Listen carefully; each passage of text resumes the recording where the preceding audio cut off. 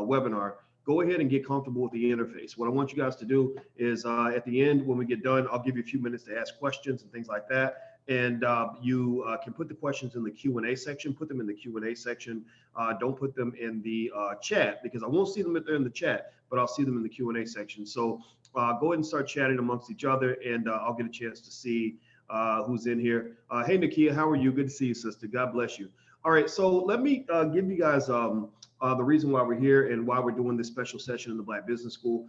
Today, we're going to talk about Byron Allen. And I decided that today I really wanted to go ahead and dig deep a little bit on Byron Allen and what he's doing as an entrepreneur, what he's doing as a Black man, what he's doing as a financial expert, what he's doing just as a human being, because I feel that this is the kind of conversation, this is the kind of discussion that needs to be had regularly in our community.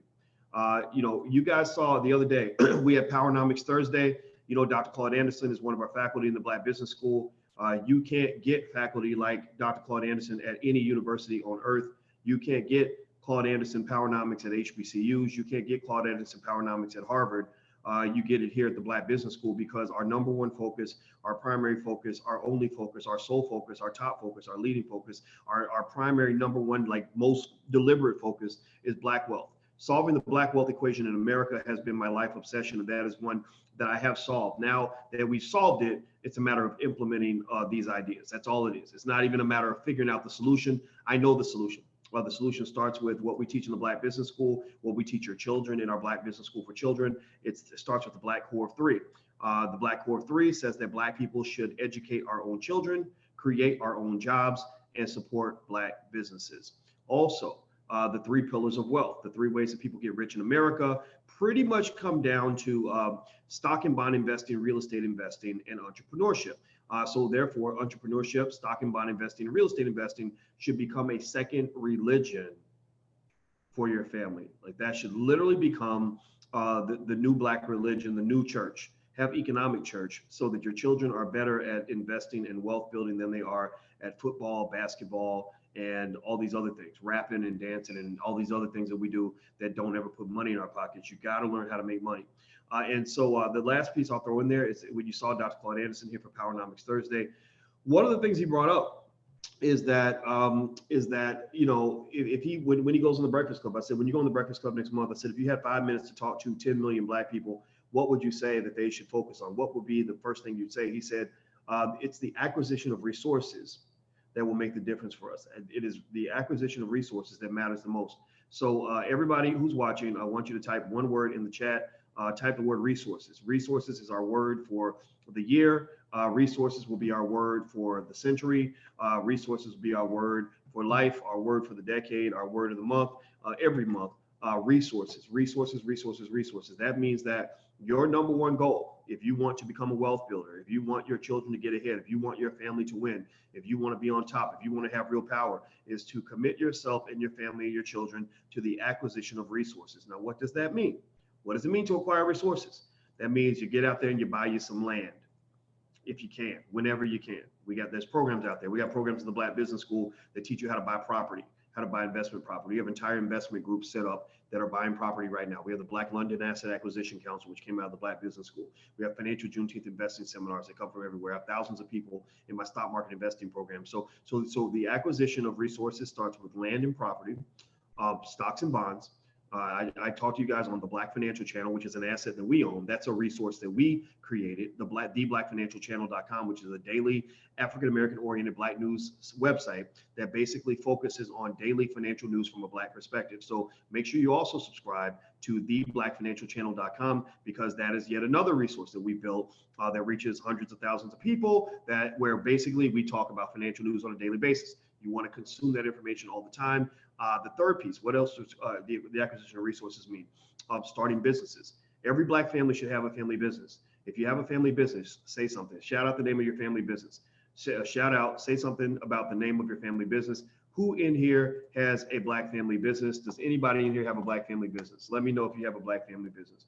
Now, I see a couple questions coming in. Let me say this. I'm not going to really answer questions today because I want to get to the lecture on Byron Allen. And this is going to be for the Black Business School students only that signed up for this special private lecture, because I'm going to play his Breakfast Club interview and break it down piece by piece by piece by piece by piece. And in fact, there were so many nuggets in this interview that I want to analyze as a finance professor that I literally cannot do the entire interview in one sitting, in one lecture. It's not possible, because there's so much he dropped in. There's so many gems, so many points of, it's almost like drilling for oil, where you drill into the ground and you see a little oil pop up. And you're like, oh my God, there's oil here, right? And then you drill in another spot, there's oil there. And just like you see the little bubbles come up and you're like, oh my God, let's drill here and here and here and here and here. So I want to do some deep diving on Byron Allen's interview. And I guarantee you this, I guarantee you that when you get done with this lecture, you will be a different person. When you get done with this lecture, you will have a different perspective on wealth. When you get done with this lecture, your family will be different, and your family will be inevitably changed for the next 100 years if you implement even 2% of what I say. I guarantee you this. This is what I know. This is what I do. I'm one of the best experts in the world at this. This is all I think about. This is what I've obsessed myself with for the last 25, 30 years. Actually, I started teaching college when I was 22 years old. But I was studying finance 4 years before that, and I was the #1 student on campus in finance, and I had a triple major and 2 bachelor's degrees in 4 years, and I had a full-time job. So college was easy for me, because even at the age of 21, I knew this stuff extremely well. Now I'm 48 years old, which means I probably know about 5 times more, 10 times more than what I knew back then. So I bring all that to you to say that when I tell you these things, I'm telling you these things that I know work. This is not based on speculation. This is based on scientific analysis. This is not based on me sort of thinking that I'm just, that I just know everything. I don't know everything. I know enough to know what I don't know. This is not based on me just giving you gut instincts. This is me actually being able to tell you real stories about real people who've applied these real theories and they're actually working. One thing you have to do, though, is you have to have faith in you, not faith in white Jesus, not faith in your pastor, not faith in the Democratic Party, not faith in that job that might fire you any day of the week, not faith in what other people are doing, because everybody else is out eating Popeye's chicken right now, right? That's what they're doing, right? You have to have faith in you. You have to have faith that by going on off the beaten path, you're going to be in a position that's going to be better than everybody else. So one area where I'll start when I talk about Byron Allen is this. And by the way, those of you who are watching online, who are listening in on the intro to the lecture, I can't do the actual lecture online because I'm going to play parts of the Breakfast Club interview, and I don't want to violate any copyrights and cause any issues with YouTube. But I can make this lecture available for students in the Black Business School, but you got to join the Black Business School. Don't believe anybody that tells you that that we're trying to get a bunch of money from you. We don't really care much about getting your money. We need money to operate, and we appreciate if you invest in us the way you invest in white folks and everything else. But if you're not ready, that's okay. You can come in for free. We're like a church. This church don't cost you nothing to come in, but we got to have you. But when you come in, you got your gospel has to be the gospel of you. You've really got to believe in your family. You've got to really want to do something different. So if you're not ready for that, then you're not quite ready to join us. But if you are ready, then feel free to go to theblackbusinessschool.com right now, sign up. You can sign up for free and get started right there. And I guarantee you that even with a free membership in the Black Business School, you'll learn more with a free membership with us than you'll learn from pretty much any university you've ever gone to. Why do I know this? Because I was a college professor for 25 years, and I still am a college professor. I just left Syracuse and decided I wanted to teach Black people instead of going out and begging for another job. That was honestly, I felt like that was beneath me. I'm not gonna lie. Maybe I'm a cocky Negro or whatever, but I felt like it was beneath me. So anyway, here's what I want to tell you guys about. Byron Allen is actually gaining traction with his Comcast lawsuit. Byron Allen, he was a very wealthy man. He's worth about $400 million. I thought he was a billionaire, but he's not a billionaire, according to the sources that I've read. He's but he's worth a lot of money. He's balling. He's a billionaire. How about that? He ain't a billionaire, but he's a billionaire. And so what Byron Allen, in fact, actually, I don't know if you guys know, I came down to Houston. One of my friends is Willie D, who used to be in the Ghetto Boys, and he was doing a little event. And this guy walks up. Y'all gonna get a kick out of this. Anybody who likes hip hop, tell me if you're a hip hop fan like me.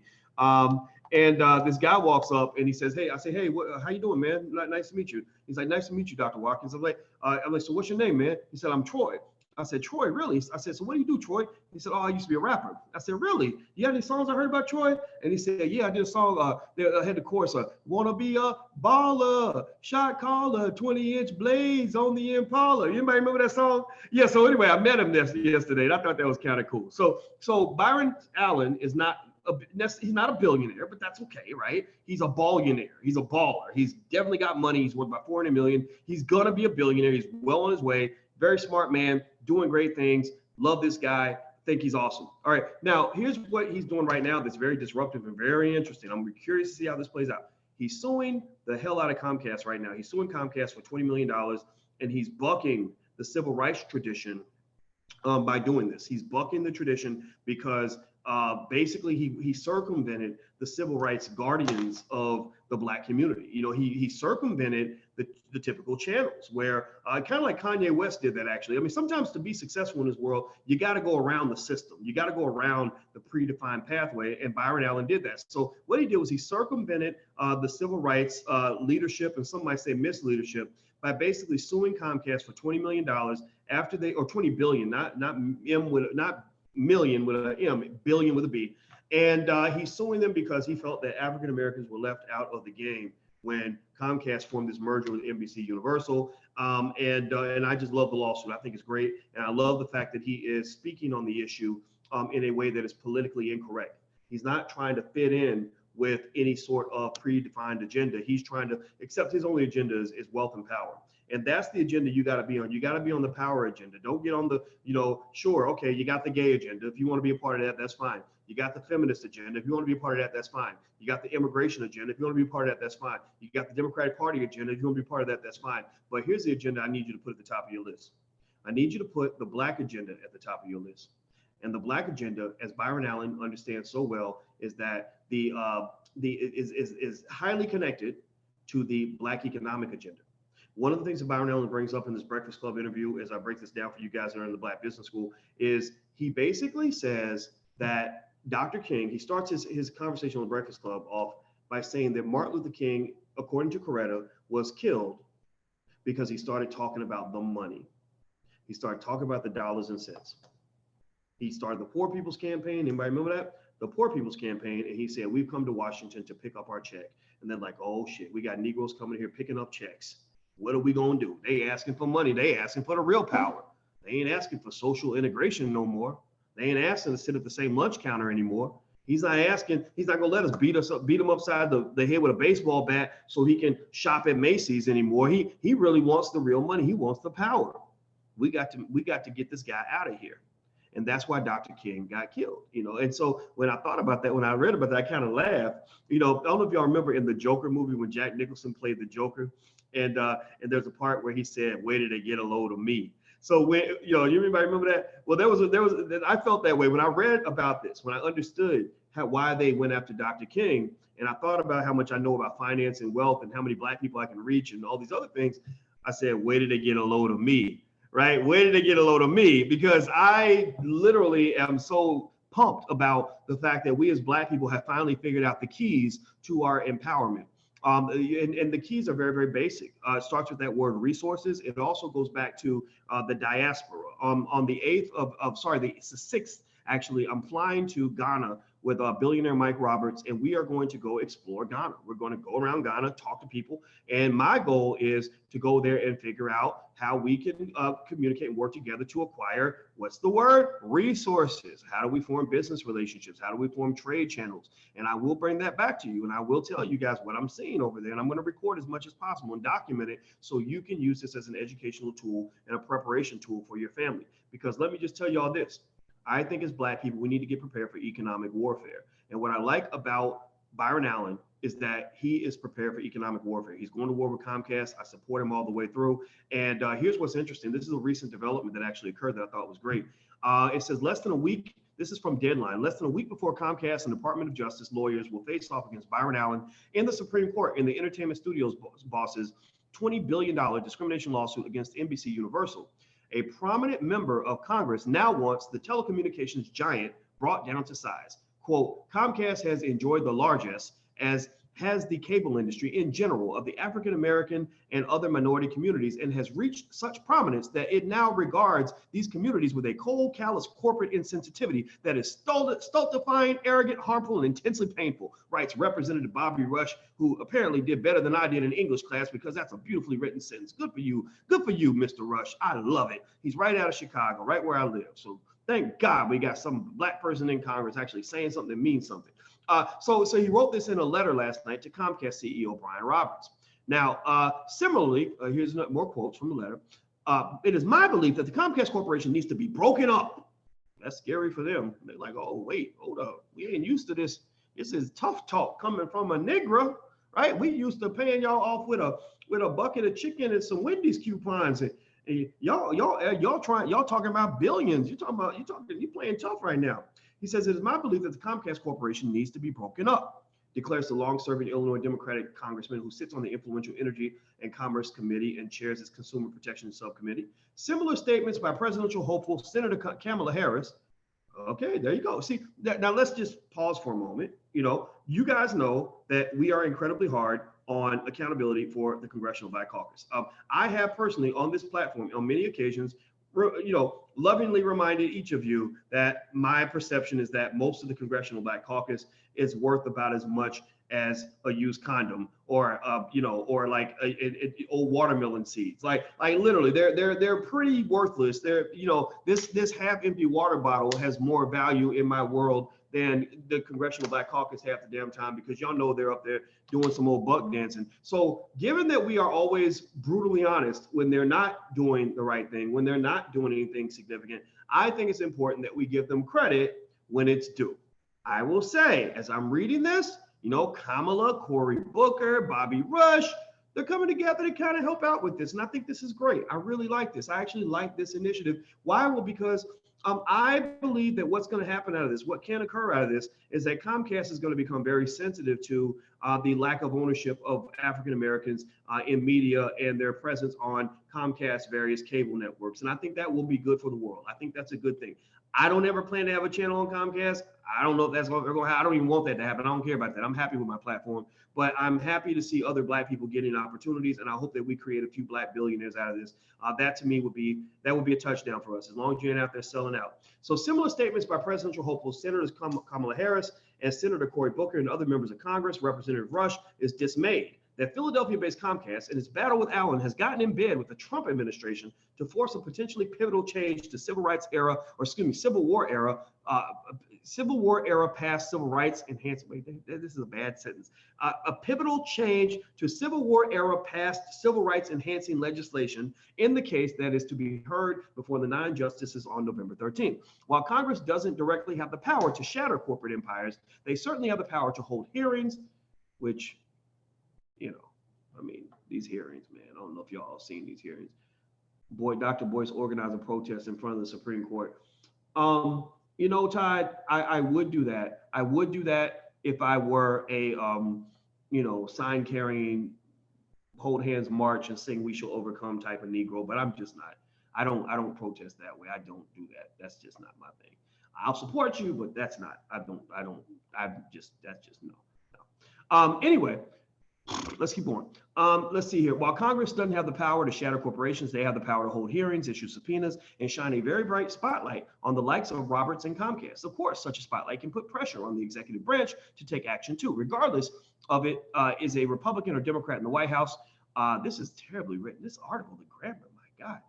Known to be close to Speaker Nancy Pelosi, it also isn't an accident that Representative Rush CC'd Attorney General Bill Barr, the FTC, and the Federal Communications Commission in its correspondence to CEO Roberts, in a dust-up with long-term political civil rights and corporate implications in which the likes of the NAACP, ACLU, National Urban League, and Mexican American Legal Defense and Education Fund, among others, have come out swinging against Comcast. The symbolism of Rush's declaration could hold weight.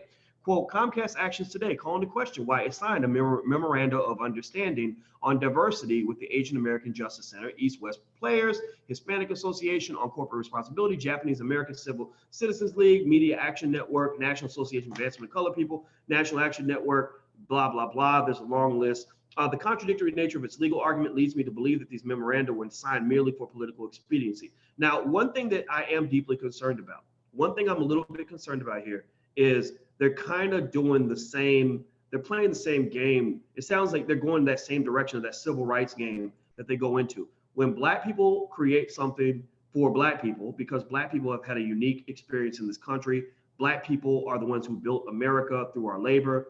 Black people are the ones who got our butts kicked during this horrible thing called slavery. And Black people are the ones who are owed about $15.1 trillion in wealth because of what was stolen from us, they kind of start getting to the point where they start watering down what we're doing.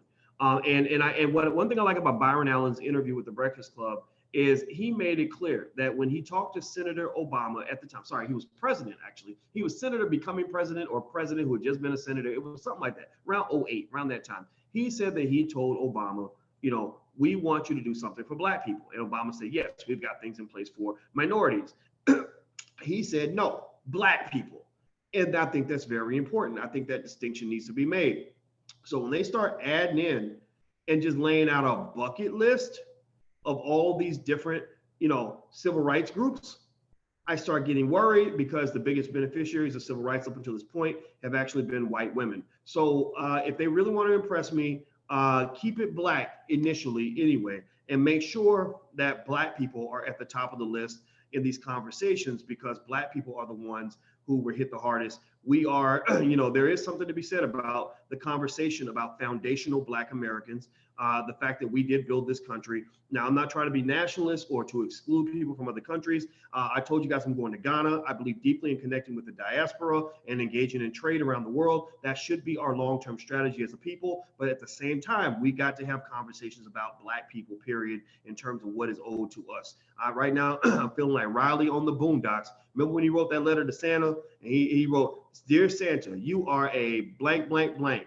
I'm not going to say it because I promised myself I wouldn't cuss today. And he said, pay me what you owe.